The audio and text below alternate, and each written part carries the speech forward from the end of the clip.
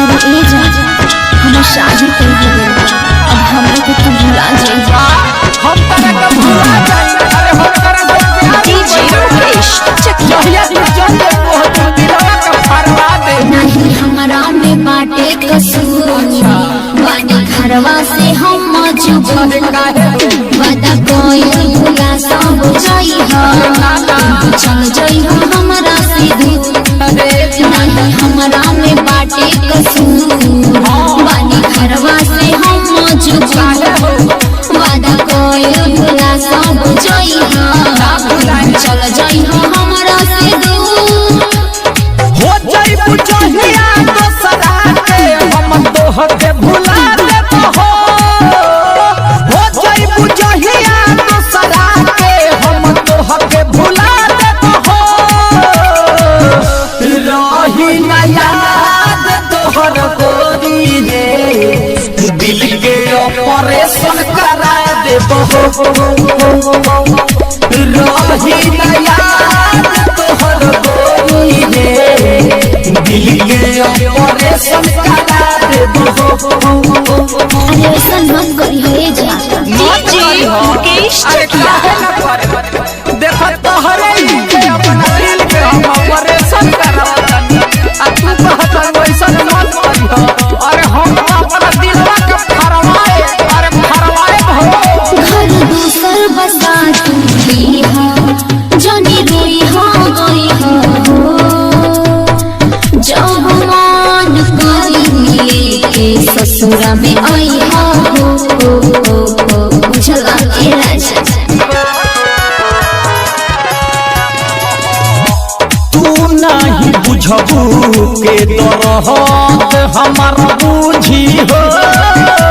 गइला के बाद मन में तोहरे धुन गुंजी हो। केहू ना दिल में घुसी हम लेमिनेशन करा देबो।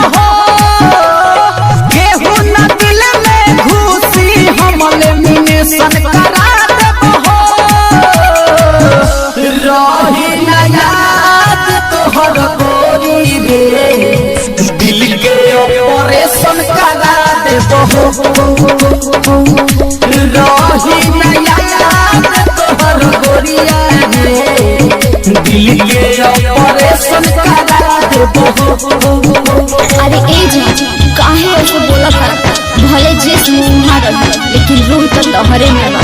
अरे बाप रे बाप। अरे रे पटना रिकॉर्डिंग स्टूडियो बसंतपुर। कभी ना सुनना वैसे बोला करो बतिया के अरहो जवन होई दुखवा करी हमारा से शेयर हो।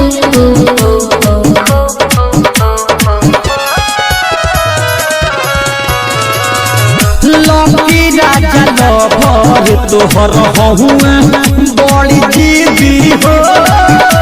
छोड़ बना साथ हम लगहब कवन विधि हो। फोटो जवन खींचल बावे उ सब उड़ा देबो।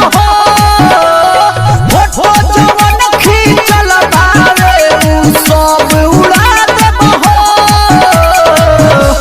रही ना याद तोहर गोरी रे दिल के ऑपरेशन करा देबो। रही ना याद तोहर गोरिया रे दिल के ऑपरेशन करा देबो। नहीं हमरा में बाटे कसूर बानी घरवा से हम मजबूर वादा कोई भुला सब जाइहा तू चल जाइहा हमरा से दूर। हो जाई बुझहिया दोसरा के हम तोहर के भुला देबो। हो जाई बुझहिया दोसरा के हम तोहर के भुला देबो। रही ना याद तोहर गोरी रे दिल के ऑपरेशन करा देबो। रही ना याद तोहर गोरी रे दिल के ऑपरेशन करा देबो। बुझलू हर्ष पटना रिकॉर्डिंग स्टूडियो